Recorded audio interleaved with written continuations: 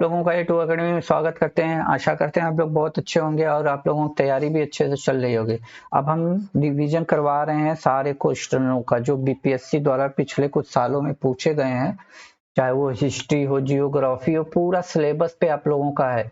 पूरा सिलेबस के अकॉर्डिंग ये टेस्ट है। आप जरूर दीजिएगा और देखिएगा कि आपके कितने नंबर बन रहे हैं। ठीक है, पूरा साइंस के भी क्वेश्चन है, भूगोल के भी हैं, पर्यावरण भी है, आपके हिस्ट्री भी है, मॉडर्न हिस्ट्री भी है, भारतीय राष्ट्रीय आंदोलन भी है, करंट अफेयर भी है, सारे क्वेश्चन है। ठीक है, तो देखिए पहला क्वेश्चन क्या कह रहा है, एकदम आसानी से चलिएगा, एकदम आराम से टेस्ट दीजिए। अब देखिए कितने नंबर आ रहे हैं। ठीक है, निम्नलिखित में से किस पुरातात्विक स्थल पर गत आवासों का प्रमाण है? तो पलवो है, राणा धुड़ई है, मेहरगढ़ है, बुर्जहोम है।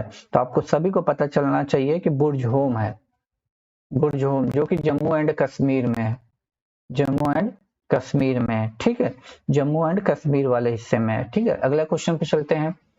महात्मा गौतम बुद्ध के जीवन काल के दौरान 7वीं और 6ठी ईसा पूर्व कितनी महाजनपद अस्तित्व में थी? तो 16 महाजनपद, 16 महाजनपद सभी को पता होना चाहिए। ठीक है, अगला क्वेश्चन देखिए क्या कह रहा है। बस आपको टेस्ट देना और कुछ नहीं करना, बस आराम से टेस्ट दीजिए और बताइए कितने सही हैं। एकदम सुपर फास्ट, कोई अब बातचीत नहीं होगी। ठीक है, सिर्फ टेस्ट दीजिए।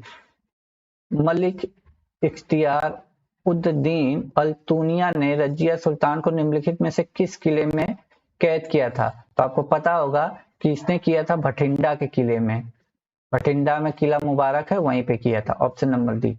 दीवान एक कोही, दीवान एक कोही के रूप में विख्यात कृषि विभाग किसके द्वारा किया गया था? तो सभी को पता होना चाहिए, Mohammad bin Tughlaq. Option number A, Mohammad bin Tughlaq. ठीक है, आगे देखिए।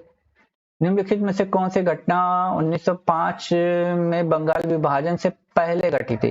तो आपको सभी को पता होना चाहिए कि पहले क्या घटी थी। पहले तो आपको देखिए 1905 के बाद ही जलियांवाला नरसंहार हुआ था 1919 में, काकोरी कांड 1925 में हुआ था, ये 1922 में हुआ था। तो इसका आंसर भी नहीं पता होगा तो आप टिक इस तरह कर सकते हैं।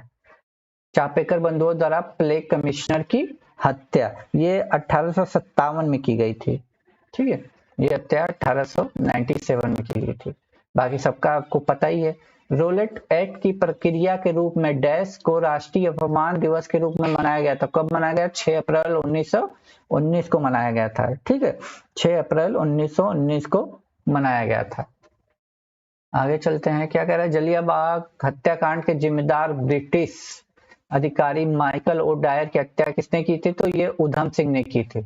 जब इसने गोली चलवाई थी ना जलियांवाला बाग वाले में, तो उधम सिंह वहीं पे थे। इनके पूरे परिवार को गोली लग गई थी जिससे वो मर गए थे। तब इनका बचपन थे, सोचे थे बेटा आज नहीं तो कल हम तुमको लपेटे में लेंगे, तो इन्होंने ही बदला लिया था। ठीक है, निम्नलिखित नेताओं में कौन काकोरी ट्रेन डकैती मामले में उपयुक्त नहीं है? नहीं पूछा है। तो आपको पता होगा भगत सिंह का इसका कोई लेना देना नहीं है, भगत सिंह का इससे कोई लेना देना है। राजेंद्र लाहिड़ी भी थे, रोशन सिंह भी थे, राम प्रसाद बिस्मिल भी थे, ये तीनों लोग थे। और साथ में अशफाक उल्लाह खान भी थे इसमें। ठीक है, अशफाक उल्लाह खान भी थे। ठीक है, लेकिन भगत सिंह का इसमें नाम नहीं था। चंपारण सत्याग्रह की बात कर रहा है। चंपारण सत्याग्रह निम्नलिखित में से किस वर्ष शुरू हुआ था? तो ये तो फेमस क्वेश्चन है बीपीएससी का। गांधी जी ने वर्ष में अहमदाबाद सूती मिल श्रमिकों के साथ मिलकर एक सत्याग्रह का आयोजन किया था, तो 1918 में किया था। ठीक, निम्नलिखित में किस देश से होकर भूमध्य रेखा नहीं गुजरती? तो आपको पता होना चाहिए भूमध्य रेखा 13 देशों से गुजरती है, 13 देशों से गुजरती है। ठीक है, जिसमें से थाईलैंड से वो नहीं गुजरती। ठीक है, थाईलैंड से होकर नहीं गुजरती, 13 देशों से ये गुजरती है भूमध्य रेखा। ठीक है, आगे चलते हैं। अगला क्वेश्चन क्या कह रहा है। सबसे लंबी सीमा साझा करता है भारत किस पड़ोसी देश के साथ? सबसे लंबी सीमा तो वो आपको पता होना चाहिए, बांग्लादेश। किसे श्वेत पर्वत के नाम से जाना जाता है? श्वेत पर्वत के नाम से किसे जाना जाता है?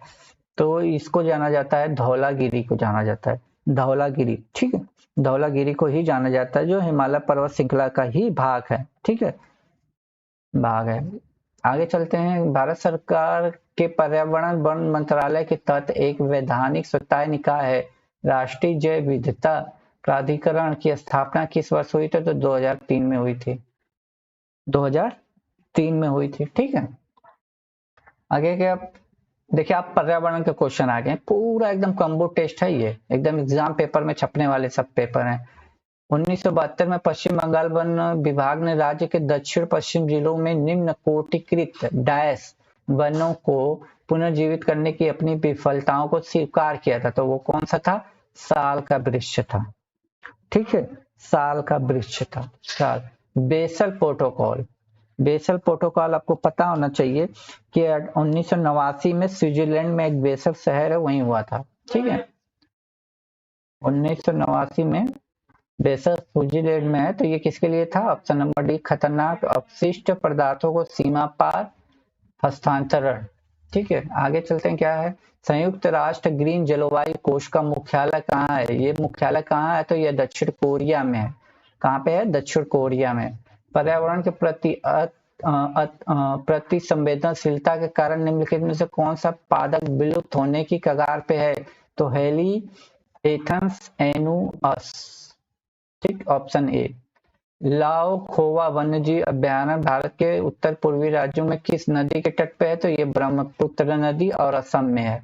पूछेगा लाओ खोवा वन्यजीव अभयारण्य कहाँ है? तो असम में है, असम में। ठीक, Indira Gandhi memorial tulip garden जो एशिया का सबसे बड़ा ट्यूलिप गार्डन है, कहाँ है? तो ये तो जम्मू एंड कश्मीर श्रीनगर में है। ठीक है, भारत सरकार अधिनियम 1919 को किस नाम से जाना जाता है? अन्य किस नाम से जाना जाता है? तो option number D, Martin Chelmsford. Chelmsford उसी समय भारत के वायसराय थे। ठीक है, आगे चलते हैं। सभा के विचार विमर्श के लिए मार्गदर्शन करने के लिए उद्देश्य संकल्प आंदोलन का प्रारंभ डैश द्वारा किया गया था? तो किसके द्वारा किया गया था? तो जवाहरलाल नेहरू द्वारा किया गया था। संविधान सभा में जवाहरलाल नेहरू द्वारा किया गया था। ठीक है, भारतीय संविधान में निम्न भागों में से कौन सा भाग इसके संशोधन के लिए, मतलब संविधान संशोधन के बारे में पूछ रहा है, इसकी लैंग्वेज सीखिए। संविधान संशोधन की बात कर रहा है तो भाग 20 में आपको पता होगा अनुच्छेद 368 कहाँ से लिया गया है? दक्षिण अफ्रीका से। भारत के संविधान का निम्नलिखित में से कौन सा भाग उपाधियों के उन्मूलन से? तो अनुच्छेद 18 मौलिक अधिकार का ये पार्ट है। ठीक है, मौलिक अधिकार में आता है भाग 3। ठीक है, आगे चलते हैं। भारतीय संविधान का कौन सा अनुच्छेद राज्यपाल की सभी कार्यपालिका की शक्ति से संबंधित है? तो कौन सा है? अनुच्छेद 154, 154। भारतीय संविधान के निम्नलिखित में से कौन सा भाग नागरिकता से? तो भाग 2 नागरिकता से, आप लोगों को पता होना चाहिए, भाग 2 नागरिकता से संबंधित है। ठीक है, जो 5 से 11 है, 5 से अनुच्छेद 5 से 11। कोई भी व्यक्ति भारतीय प्रधानमंत्री के रूप में अधिकतम कितनी बार सेवारत हो सकता है? तो इसका कोई सीमा नहीं है। ठीक है, आगे चलते हैं। प्रश्नकाल के बाद लोकसभा में किसी सदस्य द्वारा जनता के महत्व को किसी निश्चित विषय पर विचार विमर्श हेतु कार्यकारी ध्यान आकर्षित करने के लिए रखा गया प्रस्ताव कौन सा है? तो उसको स्थगन प्रस्ताव कहते हैं। ऑप्शन नंबर सी चला जाएगा, स्थगन प्रस्ताव। निम्नलिखित में से राज्य की विधान परिषद में कुछ सदस्यों को नामित करने की शक्ति रहती है तो राज्यपाल रखेगा, संबंधित राज्य के राज्यपाल ही रखेंगे इस बात को। ठीक है, और ये बात किसमें कही गई है? ठीक है, 80 में देखिए, भारतीय संविधान के निम्नलिखित में किस अनुच्छेद में वर्णित है? संसद के पास संघ सूची में शामिल किसी भी मामले के संबंध में कानून बनाने का विशेष अधिकार है। अनुच्छेद 246, ऑप्शन ए। आगे चलते हैं। अब देखिए साइंस के क्वेश्चन। प्रकाश की तरंग दैर्घ्य मापने की इकाई क्या है? तो एंगस्ट्रॉन है। ऑप्शन नंबर डी चला जाएगा, एंगस्ट्रॉन।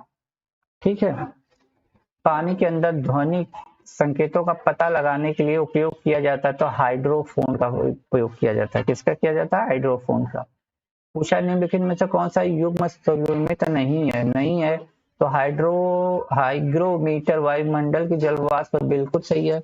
लेक्टोमीटर की बात कर रहा है। लेक्टोमीटर तरल पदार्थों की दृष्टि से गणित नहीं, लेक्टोमीटर से दूध की शुद्धता मापा जाता है, दूध की शुद्धता। तो ऑप्शन बी यही हमारा आंसर हो जाएगा। अमीनोमीटर वायु की गति, सिस्मोग्राफर से भूकंप, ये सब सही है।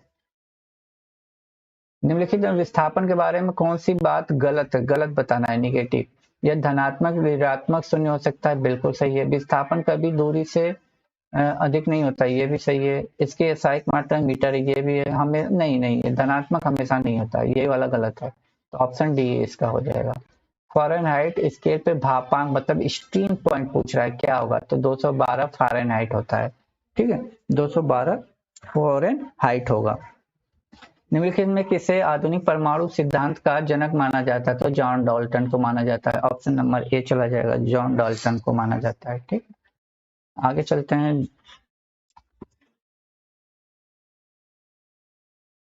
निम्नलिखित में से किसे केवेडिस प्रयोगशाला में काम करते 1932 में न्यूट्रॉनों की खोज की थी? तो चैडविक ने की थी।